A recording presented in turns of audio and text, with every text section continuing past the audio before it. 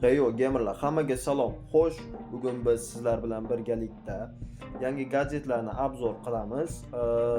Men to'g'risi kontentlarim sifatini yana ham oshirish uchun mikrofon, klaviatura va lampa zakaz qilgandim. Ular yetib keldi va hozir uni unboxing qilamiz va sifatini tekshirib ko'ramiz. Xo'sh, ular qanchalik yaxshi va o'zini ko'rsata oladi. Demak, sizdan faqatgina like va izohlarda o'z fikrlaringizni qoldirishlaringni kutaman. Albatta, kanalga ham obuna bo'lib qo'yinglar. Xo'sh, unda videoni boshladik. Oldimizda Fifine K669B mikrofoni. Bu mikrofon byudjet orasidagi eng ommabop variantlardan biri bo'lib, metall korpus, yaxshi ovoz sifati va USB orqali ulanadi. Streamlar va kontent uchun ideal variant, lekin real hayotda qanday ishlatiladi? Videoning keyingi qismida sinab ko'ramiz.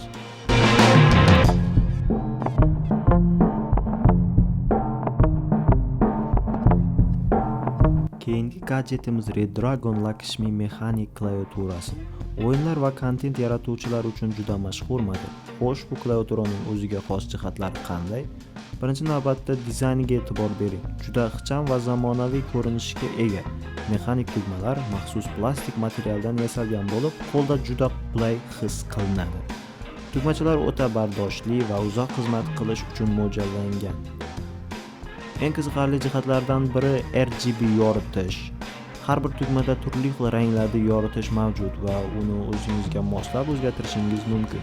Kechki payt yoki qorong'u xonada o'ynayotganingizda haqiqiy gaming muhitini yarata oladi.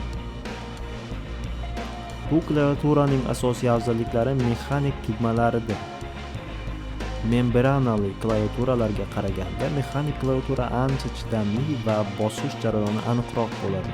Tugmalar bosilganda o'ziga xos ovozi bor va bu tezkor yozish yoki o'yinda tez harakat qilish uchun juda muhim.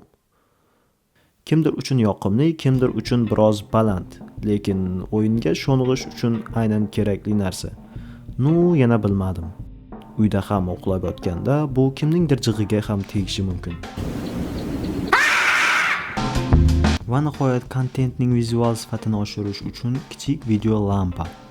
Kichkina lekin quvvatli, yorug'lik yetishmaydigan xonalarda ideal yechim bo'lishi mumkin. O'yin yoki kontent tayyorlashda yoritish muhim.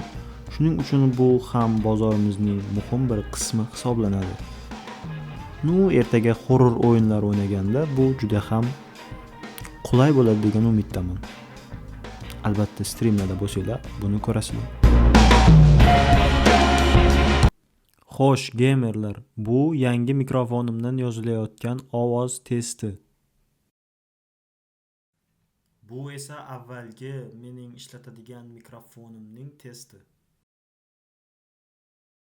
Xo'sh, gamerlar, men zakaz qilgan gadjetlarim menga juda ham yoqdi. Ularni narxi taraflama, sifati taraflama ham menga juda ham yoqib tushdi, to'g'risini aytsam.